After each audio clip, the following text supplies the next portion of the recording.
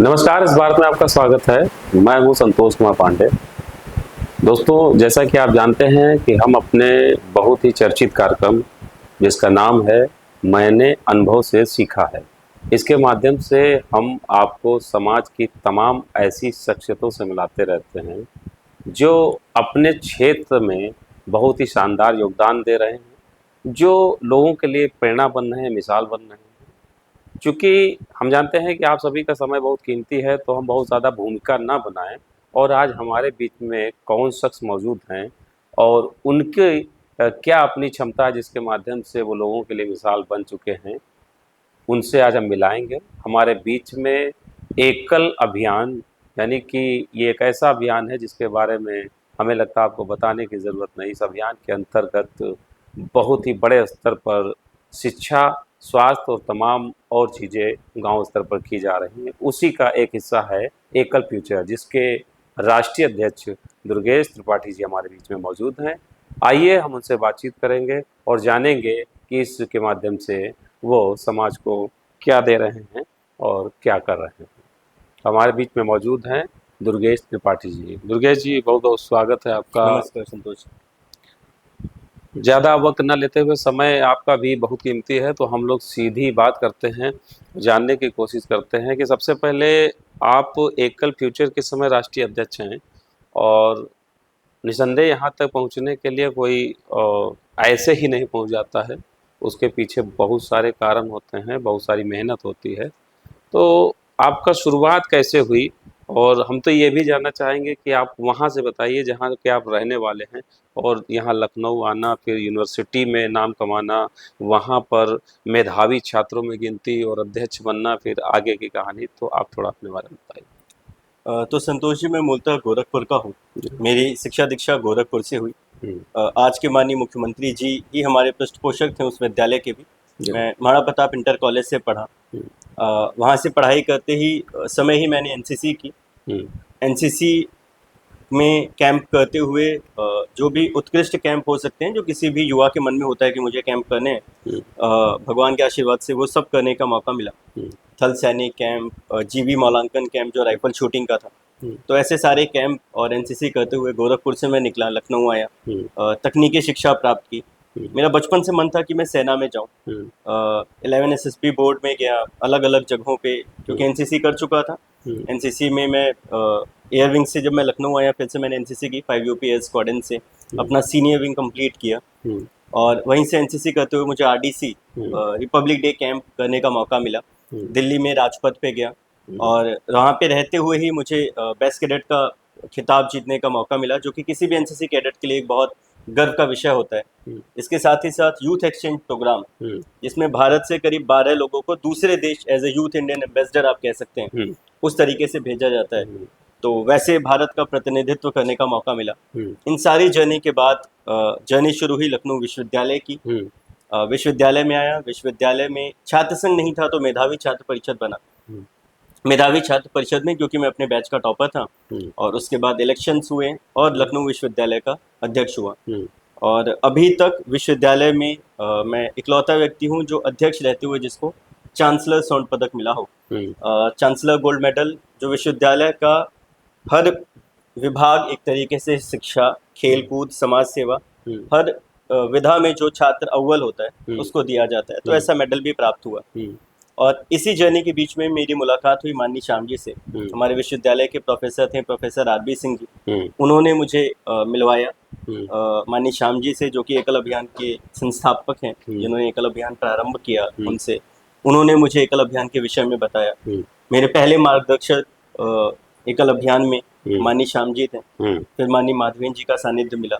इस तरीके से कार्य करते करते आगे की जर्नी शुरू हुई। मुझे लगता है संगठन में, संघ परिवार में, एकल अभियान में भी आपकी दक्षता और आपकी शैक्षिक योग्यता को बहुत मान्यता दी जाती है।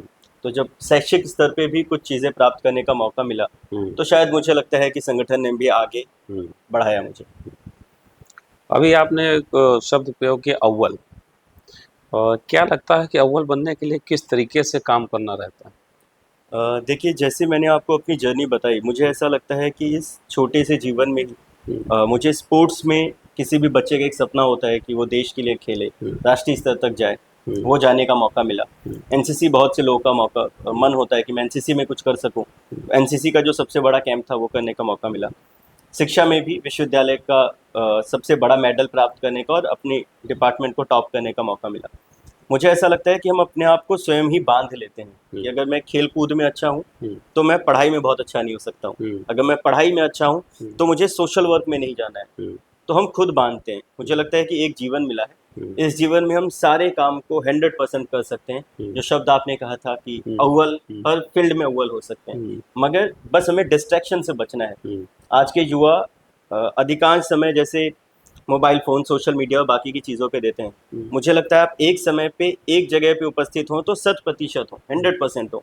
अगर हम पढ़ रहे हैं तो हम 100% पढ़ें, खेल रहे हैं तो 100% खेलें, जो भी काम करें उतने समय के लिए 100% करें। और खुद को बांधते हम लोग खुद ही हैं, ऐसा मुझे लगता है। एक सवाल अभी निकल के आया कि बेसिकली आपने कहा कि आज के युवा मोबाइल और तमाम और चीज़ों को वक्त दे रहे हैं।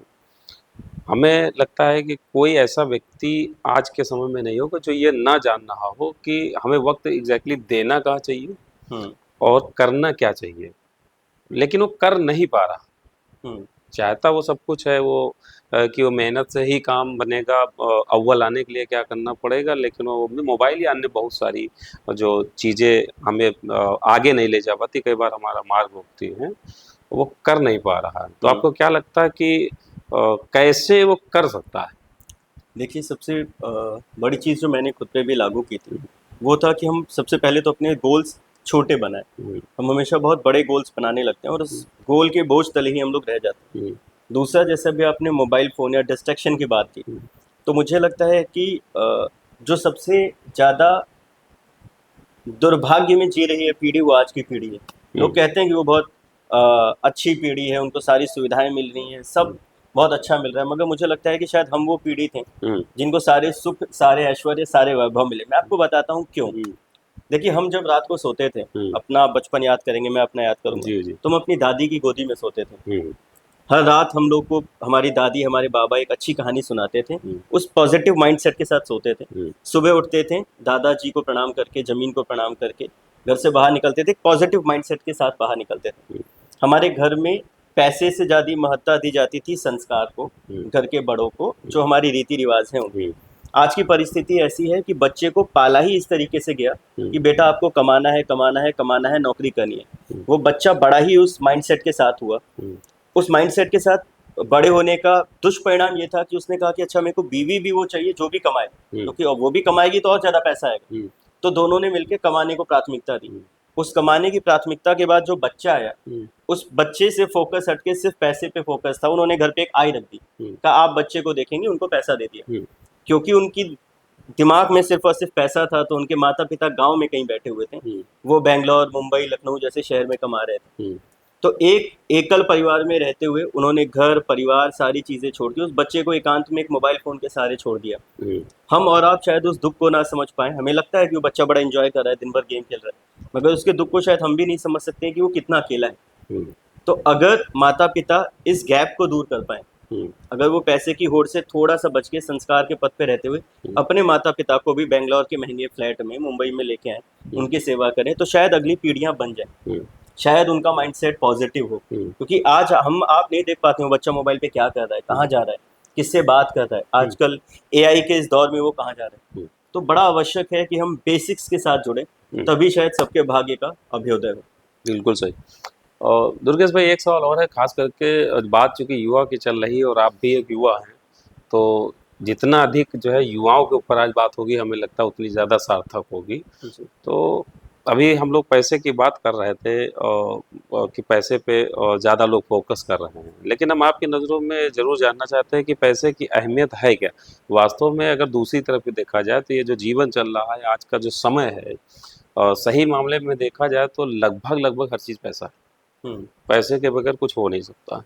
लेकिन यहाँ पर अगर पैसे को प्राथमिकता ना दे कोई, तो करे भी क्या, क्योंकि कोई भी चीज़ है आज की डेट में, अगर एक सामान्य ऐशो आराम का भी जीवन चाहिए तो पैसा ही सबसे महत्वपूर्ण है। और उसको कमाने के लिए आदमी को मेहनत तो करनी पड़ेगी, और जी मेहनत जी करेगा कहीं भी करेगा तो कुछ ना कुछ जो है, ये जो चीज़ें आपने बताई वो जी आ रही है, तो एक ये प्रॉब्लम भी है। मैं एक छोटा सा संतोष जी आपको उदाहरण दूंगा। जी संगठन का कार्यकर्ता होने के नाते देश के विभिन्न जगहों पे मुझे प्रवास का मौका मिलता जी। है।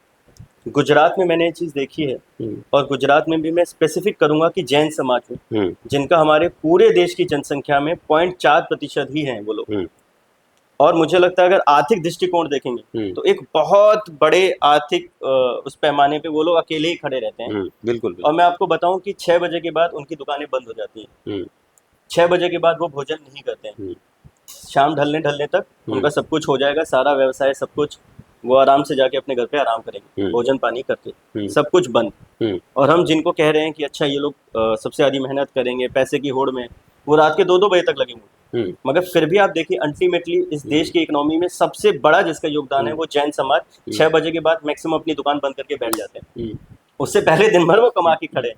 आप देखिए, आप किसी भी अमीर का नाम लीजिएगा, 5 में से 3 तो पक्का आपको जैन मिल जाएंगे। मगर वो लोग 6 बजे अपना गल्ला बंद करके नहीं तो बैठ जाते उसमें हैं, कहते उसमें हैं अब वो मुझे खाना खाना है, आराम करना है। उसमें वो लोग क्या कर लें, मान लीजिए कि उनका काम नहीं बन पा रहा है, उनकी जो ज़रूरतें हैं, बात इसलिए कर रहे हैं क्योंकि कुछ निकल के ऐसा आना चाहिए। हम्म ये डिस्कशन उधर की तरफ चलना चाहिए कि एक व्यक्ति मेहनत कर रहा है, उसकी जिम्मेदारी बच्चे आ गया है, उसके साथ साथ में बच्चे आने के पहले से बहुत सारे बड़े खर्चे शुरू हो जाते हैं, हम्म और वो बच्चे आने के बाद फिर बहुत लंबे समय तक चलते हैं, तो उसे कमाना पड़ेगा, ज़्यादा से ज़्यादा कमाना तो पड़ेगा। इसके अलावा क्या आपको लगता है कोई विकल्प है?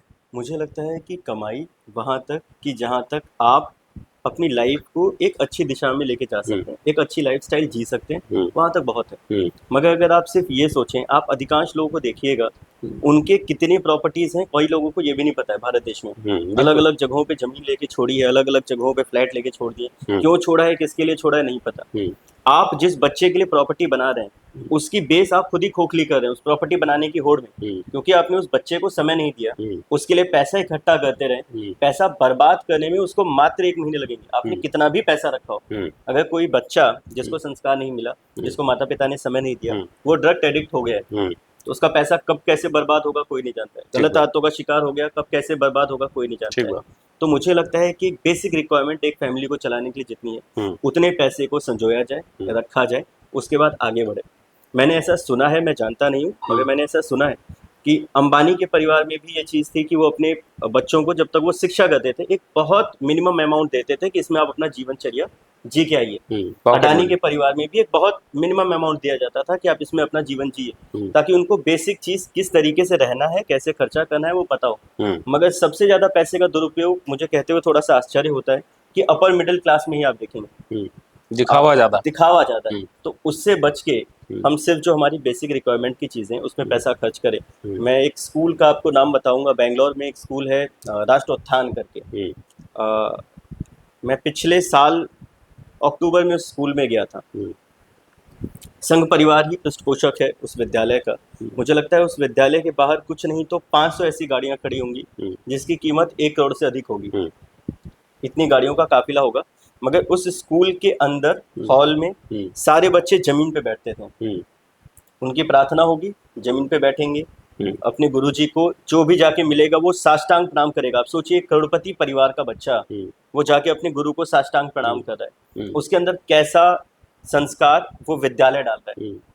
क्यों? क्योंकि वो अपनी जमीन के साथ जुड़ा हुआ है। तो ऐसे संस्थान देश भर में हो जो शिक्षा के साथ साथ बेसिक सम्मान, बेसिक जो हम कह सकते हैं एक तरीके से संस्कार भी बच्चों को दें, ताकि वो लोग अपने जीवन में कुछ अच्छा, कुछ सकारात्मक कर सकें। ये अत्यंत आवश्यक है आज की डेट में। हाँ बिल्कुल आप सही कह रहे हैं। जिसे कहते हैं गुरु ग्रह गए पढ़न लगवाई, रघुराई अल्प काल विद्या सबाई। जी शायद दशरथ जी अगर चाहते तो वो अपने घर में ही जी पढ़वा सकते थे, लेकिन उन्होंने भी भेजा। जी बिल्कुल सही। अभी एकल फ्यूचर चल रहा है और आप उसके राष्ट्रीय अध्यक्ष हैं, बहुत सारी जिम्मेदारियां हैं। ये क्या क्या कार्य कर रहा है, किसका क्या उद्देश्य है? देखिए, एकल अभियान में हम लोग गांव में अलग अलग जगहों पे शिक्षा देने का कार्य करते थे। माननीय श्याम जी का ऐसा आदेश था हम सभी युवाओं को कि गांव के साथ साथ शहरों में भी हमें अपना कार्य करना है। हम गांव में युवाओं को शिक्षित करने का, संस्कार देने का काम कर रहे हैं, मगर शहरों का क्या?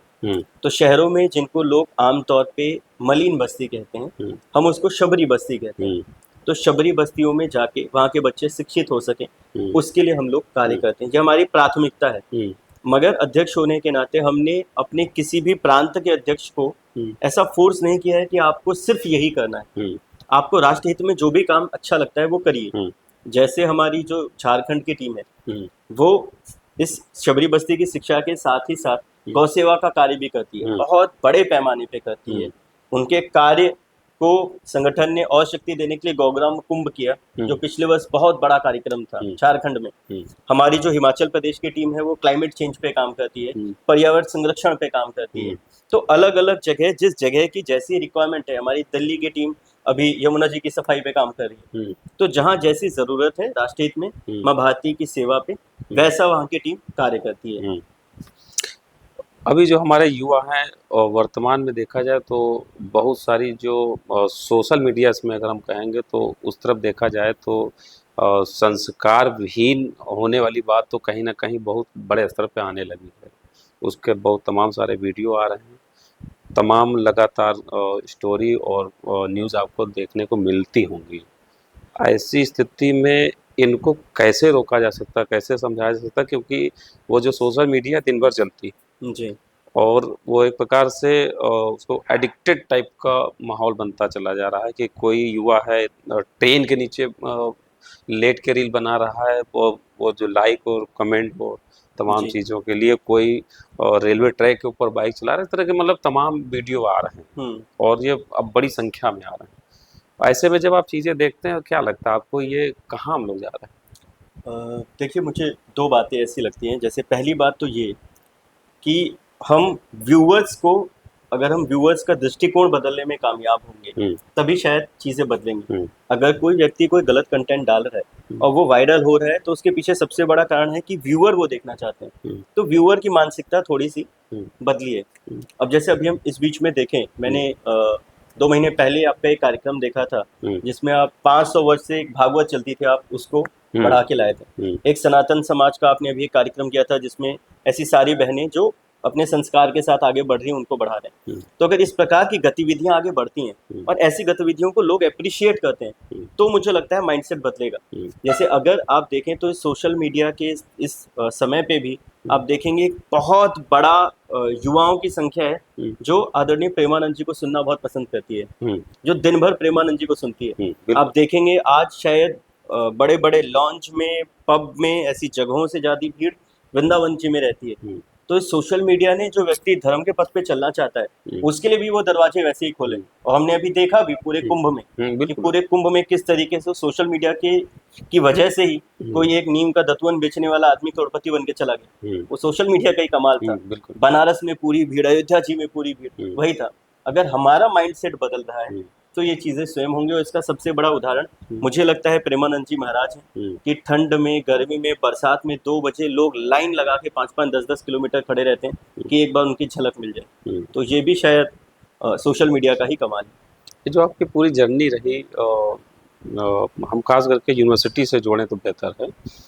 वहाँ से लेके एकल अभियान तक आने में बहुत जगह आप जाते रहते हैं, कोई ऐसी चुनौती जो आपको लगी होगी काफ़ी बड़ी चुनौती थी, उसे आपने अपने कार्य क्षमता के माध्यम से? मुझे लगता है संगठन में संतोष जी काम करने का एक सबसे बड़ा फायदा ये होता है कि जब भी चुनौतियां आती हैं तो संगठन के जो वरिष्ठ लोग हैं, माननीय श्याम जी हो गए, माननीय माधवेंद्र जी हो गए, ललन जी भाई साहब हो गए, ऐसे लोग पीछे से आके वो सारा काम, आपकी चुनौतियां किनारे कर देते हैं। और जब भी प्लेजर की बात आती है कि अच्छा पीठ थपथपानी, शाबाशी लेनी है, तो वो आपको आगे बढ़ा देते हैं। तो ये संगठन की खूबसूरती है। तो इतने समय में मुझे आज तक कोई भी चुनौती नहीं है। परिवर्तन कुंभ हमारे लखनऊ में हुआ, करीब 2.5 लाख लोग आए। उसमें बहुत सी विभिन्न क्षेत्रों में हमें मैनेजमेंट का काम दिया गया था। खेलकूद का राष्ट्रीय कार्यक्रम यहाँ पे हुआ, बड़े बड़े कार्यक्रम हुए और मुझे भी पता है कि मेरी क्षमता के बहुत ऊपर थे, मगर पीछे वो सभी लोग खड़े थे जिन्होंने सब कर दिया और बाद में कहा कि हाँ तुमने किया है। तो ये संगठन की खूबसूरती है। तो आज तक मुझे कोई भी चुनौती संगठन में रहते हुए तो नहीं है। चूँकि आप काम कर रहे हैं और स्पेशली एक युवा हैं और आपकी दृष्टि बहुत ही दूरदर्शी होगी, और कहीं ना कहीं कुछ वो अनुभव बताइए जहाँ पर आप लगातार काम करते करते एक उदाहरण लेके आए हो कि इस टाइप का बदलाव हम कर पाए। हम्म। और बहुत सारी ऐसी कहानियाँ आपके सामने होंगी, आई होंगी, कि जी। काम किसी न किसी बदलाव के लिए आप कर रहे हैं और मैं बहुत ही बड़े स्तर पे कर संतोष जी, मैं हमेशा युवाओं से एक चीज़ अनुरोध करता हूँ कि हम सभी को अपना माइंडसेट बदलने की ज़रूरत है। रहे हैं। देखिए, जैसे जो काम हम लोग करते हैं, कई बार इस उम्र में लोगों के मन में घमंड आ जाता है कि we are the social workers. Hmm, और मुझे ऐसा लगता है कि अगर हम गर्व के साथ भारत माता की जय बोलते हैं, हम्म, तो we are not the social workers, we hmm, are the one who is fulfilling our social responsibility. Hmm, अगर ये देश मेरी माँ है, तो हम्म, जो भी कार्य मैं कर रहा हूँ, हम्म, ये मेरी सामाजिक जिम्मेदारी है, ये हम्म, समझने की ज़रूरत है। हम्म, हम लोग जब कहते हैं कि हम शबरी बस्ती गए, हमने कोई काम किया, हम्म, उसका मैं आपको एक उदाहरण देता हूँ। मान लीजिए कि आप अपनी गाड़ी से कहीं सफ़र कर रहे हैं, हम्म, कोई भीख मांगने वाला व्यक्ति आपके पास आया, उसने आपसे भीख मांगा, हम्म, आपने अपनी गाड़ी में से 10 रुपए निकाले, उसको दिए। हम्म, आप विश्वास करिए, आप सेटिस्फाई सिर्फ तभी होंगे जब वो बदले में ये कहे कि खुश रहो बेटा। हम्म, अगर उसने ये नहीं कहा, मुंह बना के चले गए, तो शायद अपेक्षा। आपका भी मन हाँ, अपेक्षा। उदास हो जाए। हम्म, तो शायद मांगने वाले हम हैं, हम्म, देने वाला वो है। हम्म, वो जब कहता है खुश रहो बेटा, तो हमें अच्छा लगता है। हम्म, मगर हम ये बात भूल जाते हैं, हमें हमें ये गुरूर आ जाता है कि नहीं, देने वाले हम हैं। हम्म, तो अगर ये माइंडसेट बदल के हम्म, युवा खासकर शबरी बस्तियों में जाएं, हम्म, ये सोचें कि हम जीवन जीने की कला सीखें, हम्म, कम संसाधनों में खुश कैसे रहना है वो सीखें। हम्म, अधिकांश युवाओं के मन में होता है कि हमारे पिताजी ने हमको ये नहीं दिया, माता जी ने ये नहीं दिया। हम्म, एक बार जाएं शबरी बस्तियों में, हम्म, पता करें कि दाल का चावल का भाव क्या है, कैसे जीवन लोग जी रहे हम्म, हैं, उनका उत्थान हो। हम्म, तो ये वो खुद के लिए एक चेंज आएगा। हम्म, दूसरा माइंडसेट का एक मुझे लगता है कि आप यूनिवर्सिटी में, आप लखनऊ के विभिन्न जगहों पे ऐसा देखेंगे कि जो युवा अपने आप को सो कॉल्ड मॉडर्न दिखाने की कोशिश करते हैं, हम्म, मुझे लगता है देश का सबसे बड़ा बंटाधार वही करते हैं। हम्म, मुझे कहते हुए कोई संकोच नहीं है इस बात से कि इस देश में, जो देश का अगर बुरा हाल हो रहा है, तो उसके पीछे सबसे बड़ा कारण शिक्षित वर्ग है। हम्म, लोग कहते हैं शिक्षा बहुत आवश्यक है, हम्म, मगर मुझे लगता है उसके सबसे पीछे शिक्षित वर्ग है। हम्म, कारण हम्म, आप देखिए, कोई भी एक ऐसा इशू आप देखिए, अगर ग्लोबल वार्मिंग है, हम्म, ग्लोबल वार्मिंग के पीछे जो लोग सबसे ज़्यादा इन्वॉल्व हैं, हम्म, शिक्षित वर्ग है। पेड़ उन्होंने काटे, एसियाँ उन्होंने लगवाई, फैक्ट्रियाँ उन्होंने लगाई, सब इन्होंने किया। जिनको हम कथाकथित गंवार कहते हैं कि ये कम पढ़े लिखे हैं, हम्म, हमने अपने घर की माँओं को देखा है, वो धागा लेके पेड़ के चारों तरफ बांधती हैं कि पेड़ नहीं कटना चाहिए, बट कटवा के हमारी उम्र बढ़ी। वो बहुत ही पीछे अच्छा की मंशा धर्म। तो यही है कि पेड़ ना कटे। हमने अपने घर की माँओं को देखा है कि वो उगते सूरज को भी और ढलते सूरज को भी छठी मैया की पूजा करते हुए प्रणाम करती हैं कि उगते सूरज को भी प्रणाम, ढलते सूरज को भी प्रणाम। हम्म, और वहीं पे हमने इन शहर के तथाकथित लोगों को देखा है जो टन टन पानी वाटर पार्क जाने के नाम पे बर्बाद कर देते हैं। हम्म, हम आज के डेट में, आप हम सबसे ज़्यादा अगर किसी से डरे हम्म, तो उसी चीज़ से डरे हैं हम। अगर देख लें आज के मोबाइल में कि प्राइवेट नंबर से कॉल है, इंटरनेशनल कॉल, हम्म, तो हम तुरंत डर जाते हैं, अरे इंटरनेशनल कॉल कैसे आ गया, इंटरनेशनल कॉल कैसे आ गया। क्यों? जी, इस एआई के समय पे हम्म, कि आया है, अभी हम क्लिक करेंगे अकाउंट से पैसा ना चला जाए। हम्म, शिक्षित वर्ग हम्म, कि एआई से कहीं कोई हमारी वीडियो ना बन जाए, हम्म, अरे अभी हमने चेक किया, कोई ओटीपी आया, हमने छू दिया, चला गया। हम्म, वही तो शिक्षित वर्ग है। हम्म, अगर शिक्षा के साथ संस्कार सम्मिलित नहीं है, हम्म, तो शिक्षा किसी काम की नहीं है। हम्म, शिक्षा के साथ साथ संस्कार होना अत्यंत आवश्यक है, हम्म, ये बहुत ज़रूरी है।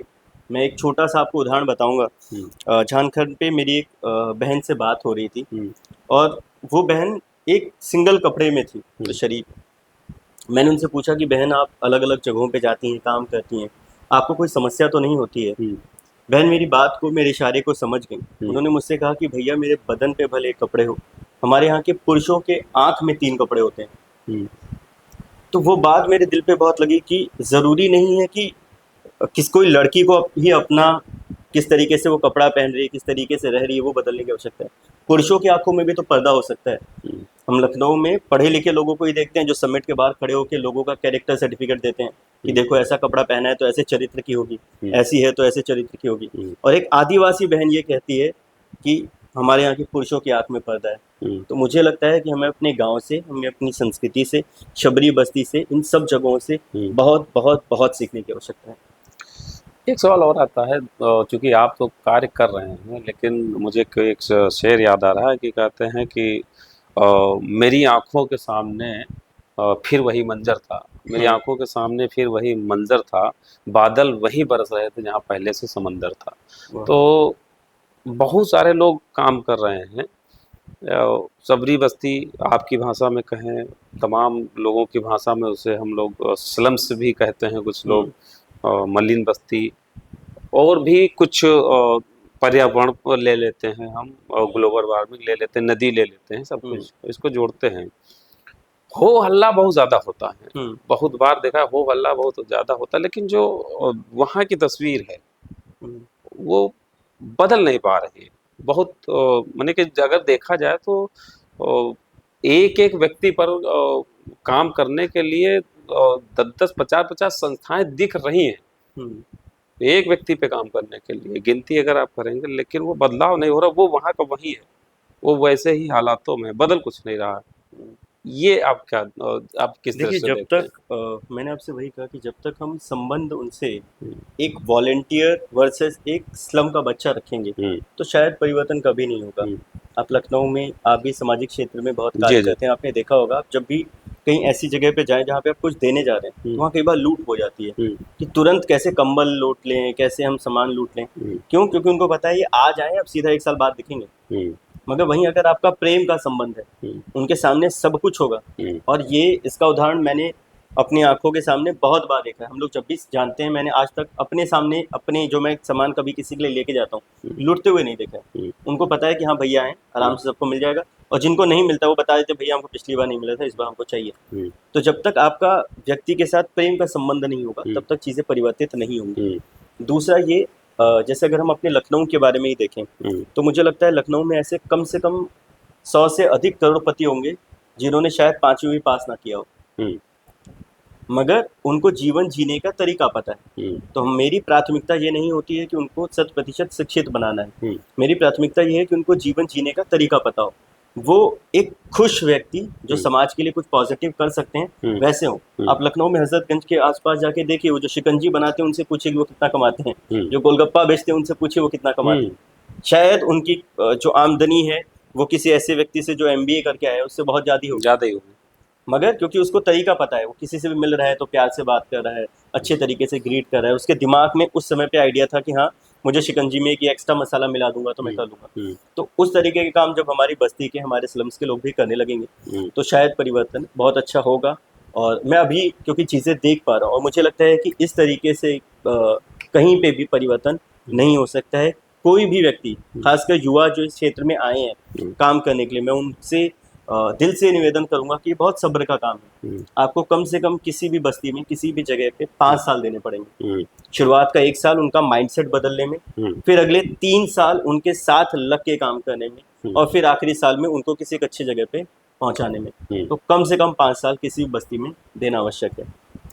पर्यावरण संरक्षण पर भी आप काम कर रहे हैं और ग्लोबल वार्मिंग पर भी आपकी नज़र रहती है। आप देखें, हम आप कैसे जगह जाते हैं, बातचीत रहती है, और जाहिर सी बात है कि समाज का सर्वांगीण विकास कर रहे हैं, सतत विकास की तरफ जाना, तो इस सब चीज़ों को ध्यान रखना भी पड़ेगा।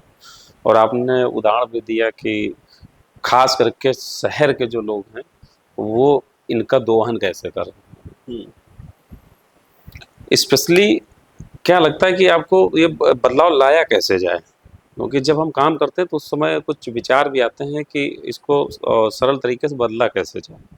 पेड़ कट रहे हैं, AC लग रही हैं, और चीज़ें और ज़्यादा गड़बड़ होती चली जा रही हैं। ग्लोबल वार्मिंग से लेकर के आप अगर मौसम पर भी इसका पूरा एटमॉस्फेयर पर फर्क देखें, सब कुछ बढ़ता जा रहा है।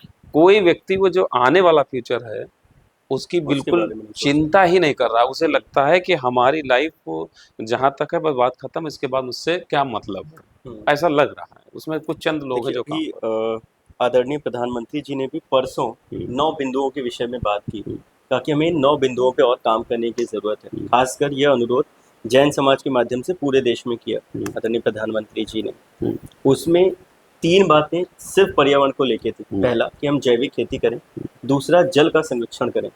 हम बचपन से बातें सुनते हैं कि गाड़ी को पाइप से मत धुलिए, जबरदस्ती पानी मत बर्बाद करिए। जल ही जीवन है। आप देखेंगे कि अधिकांश घरों में वो बड़े वाले टब पड़े हैं, उसमें बैठ के नहाना है, उसमें जाके नहाना है।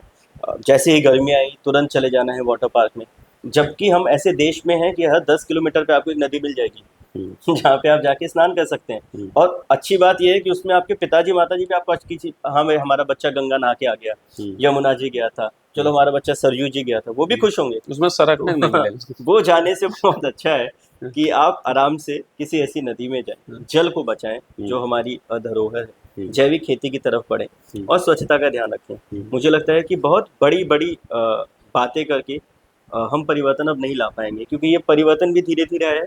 तो जो अतिरिक्त हमारे घरों में 4 एसियाँ चल रही हैं उसकी जगह एक चले, अगर पूरा परिवार एक साथ सोए तो मुझे लगता है एक अच्छा माहौल होगा, सबसे बातचीत होगी, सभी लोग एक साथ रहेंगे और शायद हम थोड़ा सा पर्यावरण का रक्षा कर पाएंगे। जब भी कोई ऐसा त्यौहार हो, बच्चा पैदा हुआ, किसी का स्वर्गवास हुआ, कहते लगा दें। आपके पास जितने भी जो खाली प्लॉट है जिसका कोई काम नहीं है, वहाँ पे पेड़ लगा दें। घर की छतों पे छोटे मोटे सामान के लिए जो आपको गोभी खरीदनी है, भिंडी खरीदनी है, वो सब अपने छतों पे लगा सकते हैं। तो छोटे छोटे इनिशिएटिव्स लें। बच्चे को आपके घर के इस बात में सिखाया करें कि वो पेड़ लगाए। एक समय पे हम लोग, आपको अगर याद हो, जो जब हम लोग इंटरव्यू वगैरह देते थे तो गार्डनिंग एक कॉमन हॉबी होती थी। बिल्कुल कि हॉबी क्या है, तो listening song, gardening, playing cricket. मगर आज वो गार्डनिंग एकदम गायब हो गई है। तो कम से कम वो आए कि लोगों को गार्डनिंग में भी थोड़ा सा स्वाद आए, उनको अच्छा लगे, तो वो भी बहुत आवश्यक है। छोटे छोटे परिवर्तन के साथ ही हम लोग बदल सकते हैं अपनी स्थितियों को। ऑफिस जाते हैं, 4 अलग अलग कार जाने की अपेक्षा एक कार में 4 दोस्त एक साथ बैठ के आ गए, तो इन सब चीज़ों से शायद मुझे लगता है अच्छा बदलाव आ सकता है। और अभी भी हमारा सवाल वहीं पे है कि बदल सकते हैं और बदल क्यों नहीं रहे हैं? माने कि बदल सकते वाले तक तो ठीक आ रहा है, बदल क्यों नहीं रहे हैं? आप काम कर रहे हैं इसलिए हम आपसे पूछ रहे हैं। क्या कहीं ये फंसता है कि होता नहीं कि अगर कोई सड़क पे पानी ना रहा हो और आप उससे अगर ये कह दीजिए कि ये पानी आप बर्बाद क्यों कर रहे हैं, तो हो सकता है जवाब पलट के मिल जाए बिल्कुल सही कह कि 35,000 का समरसेबिल हमने लगाया, रुपया अपना लगाया, क्या, हाँ, है ना? बिल्कुल सही कह रहे हैं। और इसी तरीके से आप रोड पे मान लीजिए कोई गंदगी कर रहा हो, आपसे उससे कहिए कि आप क्यों कर रहे हैं, तो हो सकता है आपको वो पलट के जवाब दे कि तुमसे क्या मतलब है, ये तो सरकार का है, मानी सरकार का है, तुम इसमें तो संतोष जी, आपने बिल्कुल सही बात कही। आपके सवाल में ही मुझे एक बड़ी अच्छी बात लगी कि ये जो बात है शो ऑफ की, वो भी ना बदलने का एक बहुत बड़ा कारण मुझे लगता है कि जब व्यक्ति ये बताता है, जो पानी सड़क पे डालते हैं, मैंने भी कई जगह लोगों की मानसिकता समझने के लिए देखा है कि वो जानबूझ के जब उनके घर में सबमर्सिबल लगता है तो पड़ोसी के घर तक भी पानी मार के आएंगे, वो बताने के लिए कि हमारे घर में देखो सबमर्सिबल लगा है। वो गाड़ी में आपके साथ बैठेंगे तो घर से ही बोल देंगे कि Alexa switch on my AC, तो घर में उनके जाने से पहले एसी ऑन रहे। अपने ड्राइवर को गाड़ी में बैठने से पहले बोल देंगे गाड़ी का एसी ऑन रखना। वो सिर्फ इसलिए कि एक जो ऑरा वो अपना बनाने का, दिखाने का कोशिश करें कि देखो हम कैसे स्टैंडर्ड हैं। आप सोचिए बाथरूम तक में एसी लगे रहते हैं लोगों के, ठीक है, तो वो सिर्फ एक ऑरा के चक्कर में पड़ जाते हैं, उस दिखावे की दुनिया के चक्कर में पड़ जाते हैं। तो अगर उससे बचेंगे तो शायद उनकी अगली पीढ़ी को देखने के लिए कुछ बचेगा, नहीं तो शायद उनकी अगली पीढ़ी को देखने के लिए भी कुछ ना बचे। ऑरा की जो बात आती है, तो क्या आपको ऐसा नहीं लगता है कि कई बार ये हुआ कि जब कभी मान लीजिए 5 लोगों के बीच में एक कोई दिखाना शुरू करता है, तो एक दौड़ सी होते हैं ना कि हम उसी तरीके से बनेंगे, यही कारण है कि अगर इसी तरीके के नहीं बने तो रेपुटेशन थोड़ी डाउन हो जाएगी, थोड़ा सामाजिक हमको वैल्यू कम मिलेगी। मुझे लगता है संतोष जी ना, जिस व्यक्ति की रीढ़ की हड्डी स्वयं की सीधी नहीं होती है, वो ही लोगों को कॉपी करने का बहुत प्रयास करते हैं। नहीं तो देखिए इस देश में जिनका नाम सबने रटा, सबने सुना, अब्दुल कलाम जी हो, एक छोटे से कमरे में रहते थे, ना कोई एसी ना कुछ, एक मटका पानी, एक छोटा सा कमरा। अन्ना हजारे जी को देखिए, एक छोटा सा कमरा। अब्दुल कलाम जी तो राष्ट्रपति भवन गए तो भी उन्होंने किसी चीज़ का इस्तेमाल नहीं किया, सिर्फ एक छोटे कमरे में रह के उन्होंने अपनी जीवनचर्या को जिया। मैं महाराणा प्रताप इंटर कॉलेज का छात्र रहने के कारण मेरे को पूज्य महाराज जी को बहुत निकट से देखने का मौका मिला। मैं देखता था हर शनिवार इतवार को एक तखत में मंदिर के बाहर लगा के बैठ जाते थे, जनता आती थी, मिलती थी, बातचीत करते थे सबसे, कोई ऐसी फालतू की चीजें कुछ नहीं। आज भी आप देखेंगे जब वो जनता दरबार में जाते हैं बाहर किसी से मिलने के लिए, तो जनता बैठी रहती है, खुद खड़े रहते हैं, सबसे मिलते हैं, आगे बढ़ जाते हैं। तो जो आप जिसको आइडलाइज कर रहे हैं, अगर आप उसको 100% आइडलाइज कर ले, आज हम यूपी में देखेंगे तो शायद करोड़ों की संख्या में महाराज जी के ऐसे लोग होंगे जो उनको फॉलो करते हैं, मगर उनके रास्ते पे चल पाना, क्योंकि रास्ते पे चल पाना बड़ा मुश्किल है, तो वो कोई नहीं चलना चाहता है। तो जिस दिन हम जिनको आइडलाइज करते हैं उनके रास्ते पे चलना शुरू कर दें, स्वामी विवेकानंद जी, अब्दुल कलाम जी के, महाराज जी के, मोदी जी के, तो शायद परिवर्तन आए। आइडलाइज करने की बात अगर हम करेंगे तो फिर एक बात और अच्छी आ रही है, ताकि इससे बहुत सारी चीज़ें निकल के आ रही हैं। ये जब कभी कई बार लोग जो कहते हैं कि हम इनको आइडलाइज कर रहे हैं, इस वजह से हम ऐसा नहीं कर रहे हैं, तो उसके पीछे भी एक बहुत बड़ा, देखिए, सामाजिक प्रभाव बहुत पड़ता है किसी चीज़ का। और वो पॉजिटिव भी पड़ सकता है, नेगेटिव भी पड़ सकता है। और कोई व्यक्ति किसी चीज़ को उस स्तर पे ले पाए, माने कि अब्दुल कलाम जी के जो आपने उदाहरण दिया, और बहुत सारे लोग जो सरलता की मिसाल हैं, उनके स्तर पे ले पाए। यहाँ पे होता है कि जब कोई, मान लीजिए, उसके घर में एसी नहीं, और वो उदाहरण दे रहा हो कि भाई साहब ऐसा है कि अब्दुल कलाम साहब तो लगाते नहीं थे, तो हम भी नहीं लगाएंगे। तो मुझे लगता है उस दरमियान, जो कि आप भी उन क्षेत्रों में रहे होंगे, यहाँ जो पिंचिंग की आदत होती है, देखिए आदमी पिंचिंग करते करते समझ गया, मैं आपकी बात समझ गया। और मैं आपको बताऊं कि जब आप सक्षम हो, जैसे आज जब मैं समाज सेवा करता हूँ, तो मुझे पता है समाज सेवा करने वाले एक बहुत बड़े वर्ग को लोग ये कहते हैं कि कुछ नहीं कर पाए तो सोशल वर्क कर रहे थे, किसी लायक नहीं थे तो सोशल वर्क कर रहे थे, बेरोजगार थे तो सोशल वर्क कर रहे थे। मैं उनको कम से कम ये कह सकता हूँ कि मैं अंतर्राष्ट्रीय स्तर पे खेला, मैंने एनसीसी में सब कुछ किया, विश्वविद्यालय में जितनी भी मेडल्स मिल सकते थे या टॉप कर सकता था, सब कुछ किया। एक ऐसी संस्थान से पीएचडी की जिसकी स्कॉलरशिप ए ग्रेड नौकरी से ज़्यादा ही मिलती है, तो उसके बाद भी ये सब कुछ करके मैं आज ये कर रहा हूँ। तो जब आपने बहुत सी चीजें त्यागी हैं, उसके बाद आप वहाँ बैठे, तब तो सम्मान मिलेगा। मगर आप थे ही किसी लायक नहीं और आपने कह दिया कि हमने जी छोड़ दिया, तो वो तो किसी बात की कोई बात हुई नहीं। बिल्कुल। तो अगर आप ऐसे हैं कि हाँ आप एक ए ग्रेड सिविल सर्वेंट हैं, उसके बाद भी आप एक बहुत साधारण जीवन जी रहे हैं, लोग आपको आइडलाइज करेंगे, तब भी मिसाल बनेगी, तब मिसाल बनेंगे। मगर आप हैं ही नहीं कुछ, उसके बाद भी आप कहें कि अच्छा हमने इसलिए नहीं लगाया, तो शायद उतना वो प्रभावी ना हो। हालांकि वैसे व्यक्ति के लिए भी हम जैसे लोग सम्मान तो नहीं, बिल्कुल होना चाहिए। तो सवाल हमारा यही था कि देखिए, कई बार तो शादियां हो रही हैं, और कोई व्यक्ति, मान लीजिए, उसके पास सक्षमता है, वो 50 लाख, वो 1 करोड़ वाला व्यक्ति है, उसे करना चाहिए, माने लेना चाहिए उसको। लेकिन कई बार ऐसा होता है, कुछ ऐसे लोग जो सिर्फ उसको देख के कि उनके यहाँ जो है 1 लाख के पटाखे दगे थे, तो वो उधार दगवा देते हैं और सुबह के टाइम पे पता करा कि हिसाब में बवाल हो जाते होंगे। जी। तो हमारा मतलब है कि कोई भी कार्य जो करना है, वो माने कि अपनी जो स्थिति है उसके हिसाब से करना चाहिए। ज़्यादा दिखावे के चक्कर में वैसे भी व्यक्ति देखिए, कई बार लोग जब आदरणीय प्रधानमंत्री जी चाहते थे बीच पे, वहाँ से पन्नी उठा लेते थे, टनल के नीचे गए, उन्होंने कचरा उठा लिया, तो लोग कहते थे कि अच्छा इससे क्या परिवर्तन आएगा। मगर जब एक ऐसा व्यक्ति जो देश के सर्वोच्च स्थान पे बैठा है, वो जब इस कार्य को करता है, तो सबके मन में ये बात आती है कि अगर ये कर सकते हैं तो मैं क्यों नहीं कर सकता हूँ, तो मैं साधारण क्यों नहीं कर सकता हूँ, मैं भी कर सकता हूँ। तो इसीलिए कि आप जब अपनी मेहनत के दम पे वैसी जगह पे जा रहे हैं और उसके बाद भी आप सारी चीज़ों का त्याग करके एक साधारण जीवन जीते हैं, तो सम्मान आता है। हमारे संगठन में माननीय श्याम जी के पास बीएचयू की शिक्षा के क्षेत्र में कहा जाए तो उन्होंने गोल्ड मेडल लिया उस समय पे, इमरजेंसी से पहले उन्होंने बीएचयू से गोल्ड मेडलिस्ट थे, उसके बाद वो प्रचारक बन गए। आप सोचिए, कानपुर के एक बहुत अच्छे परिवार के होने के बाद, फाइनेंशियली बहुत स्ट्रांग होने के बाद, बीएचयू का उस समय के टॉपर होने के बाद, उन्होंने सब कुछ त्यागा और एक प्रचारक का जीवन जीने लगे। अलग अलग जगहों पे, वनों में जाके साइकिल से सवारी करके उन्होंने संगठन खड़ा किया। तो उनके लिए सम्मान तो जगना स्वाभाविक है। क्यों? क्योंकि उनका त्याग इतना बड़ा था। मगर आज अगर हम किसी से कहें कि हम देखते हैं लोग बड़ी बड़ी गाड़ियों से दिन भर बस घूमते हैं, 4 बातें कर देंगे, त्याग कुछ नहीं किया, तो दिल से वो सम्मान नहीं आता है। तो त्याग इसीलिए जीवन में बहुत आवश्यक है।